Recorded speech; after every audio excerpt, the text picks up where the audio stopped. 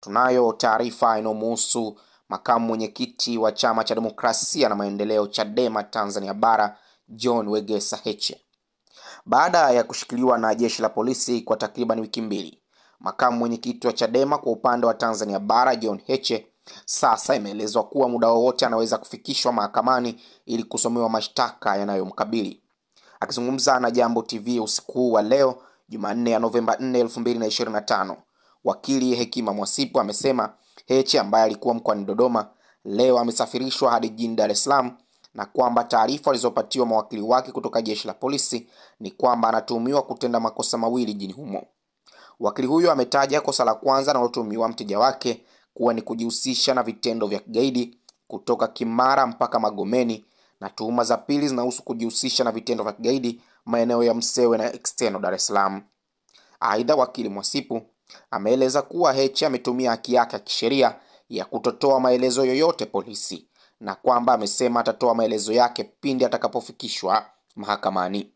Wakili Mwasipu ametoa wito kwa wanachama na wafuasi wa Chadema na Watanzania kwa ujumla wake kuwa watulivu, kwani ni wajibu wa jeshi la polisi kisheria kumtuhumu mtu yeyote pale wanapoona inabidi, lakini suala la mtuhumiwa husika kukutwa na hatia ni la mahakama, hivyo waondoe wasiwasi.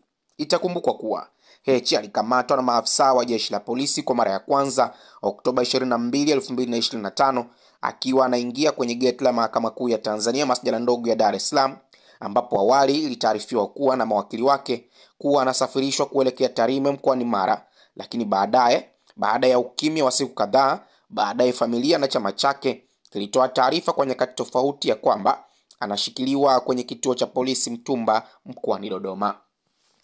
Makamu mwenyekiti wa Chama cha Demokrasia na Maendeleo amesafirishwa leo kutoka Dodoma akaletwa kituo cha polisi Oysterbay ambacho kipo chini ya mkoa wa kipolisi wa Kinondoni, Oysterbay.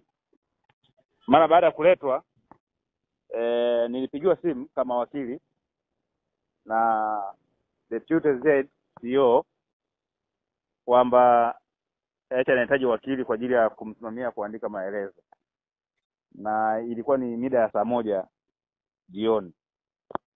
Kwa bahati nzuri nikafika Oysterbay, nikamkuta makamu mwenyekiti wa Chama cha Demokrasia na Maendeleo.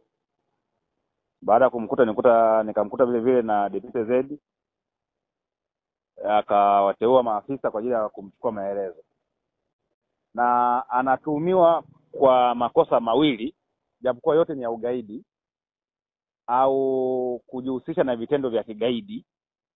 Kosa la kwanza ni kujihusisha na vitendo vya kigaidi, na ugaidi huo umetokea barabara ya Morogoro Road kuanzia Kimara mpaka Magomeni.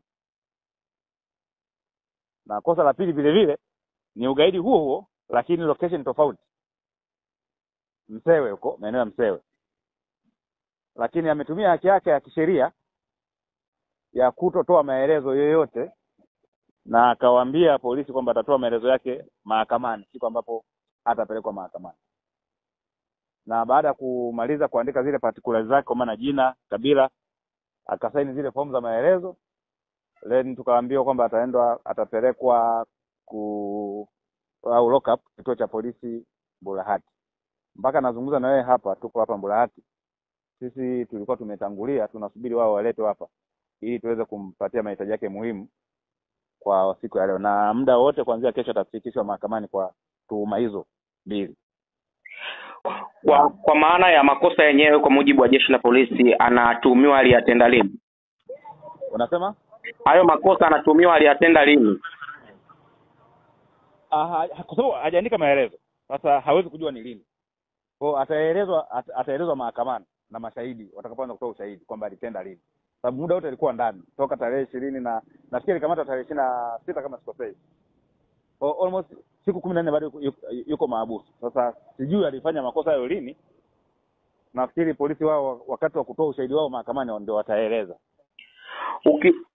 Inakuwaje hii, pengine unaweza ukatafsiria kwenye muktadha wa sheria, wewe kama wakili wake, zaidi ya siku 10 huko ndani, na kuna taratibu mnasema mtu akikamatwa ndani ya saa zisizozidi 24 siku 48 anapaswa kufika mahakamani. Nini ambacho mlikuwa mnakifanya hapa katikati na kitu gani ambacho kilikuwa kinakwama kufika mahakamani?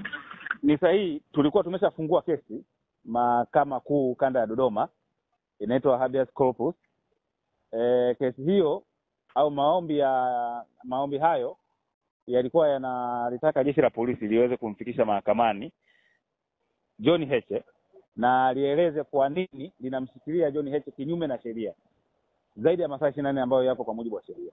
Sasa kwa bahati mbaya, wakati tumefungua maombi hayo hapo Dodoma, ikatokea tatizo la mtandao ambalo lilikumba nchi nzima. Kwa hiyo maombi hayo hayakuweza kusajiliwa mahakamani mpaka tunavyozungumza. Kwa hiyo tulifanya juhudi leo za kuwasiliana na msajili Dodoma kwa ajili ya kusajili ya maombi, kwa sababu hatukujua kwamba ataletwa hapa Dar es Salaam. Kwa hiyo wakati juhudi zinafanyika za kuweza kuisajili hiyo kesi, tukapata taarifa kwamba ameshaletwa Dar es Salaam. Kwa hiyo tutaenda kuyaondoa hayo maombi Dodoma ili tuendelee kushughulika na kesi yake ambayo iko hapa Dar. Kulikuwa na mengi yalikuwa yanaendelea hapa katikati, pengine chama chake, nyinyi mawakili pamoja na familia. Haya yalikuwa yanatokea wakati gani? Manake mlikuwa mpati nafasi ya kukutana naye, lakini tuna swala si mara la ugonjwa na vingine kama hivyo. Haya, hii sintofahamu ambayo zilikuwa maelezo mengi sana kuhusu Heche ambayo ilikuwa inatengeneza sintofahamu nyingi sana. Kuna wakili alikuwa Dodoma alikuwa na lihendo hili jambo, kwa sababu wengine tuko Dar es Salaam. Lakini pamoja na ndugu zake nao walikuwa wanaenda wakimtembelea akiwepo mahabusu. Na itakumbuka kwamba makamu mwenyekiti anaumwa na ndugu zake walikuwa wanampelekea dawa pamoja na chakula. Kwa hiyo taarifa nyingi zilikuwa zinatoka kwa ndugu pamoja na wakili ambaye alikuwa ni lihendo hapo Dodoma, ambaye tulikuwa tunafanya mawasiliano naye kila hatua ambayo ilikuwa anachukua hapo Dodoma. Kwa sasa manake jambo pekee linachosubiriwa ni, unawaambia nini pengine wanachadema na Watanzania ambao wanafuatilia jambo hili kwa karibu sana? Nafikiri wawe na utulivu na uvumilivu, haki itatendeka mahakamani, na kwa sababu mahakama ndio chombo cha mwisho katika kutenda haki, na polisi wana jukumu la kisheria kumtuhumu mtu, ni majukumu yao kisheria, lakini swala la kupatikana na hatia aidha amefanya vitendo vya ugaidi au hajafanya ni swala la mahakama. Kwa hiyo nawaomba tu wanachadema popote nchini wawe watulivu, mahakama itatenda haki kwenye jambo hili.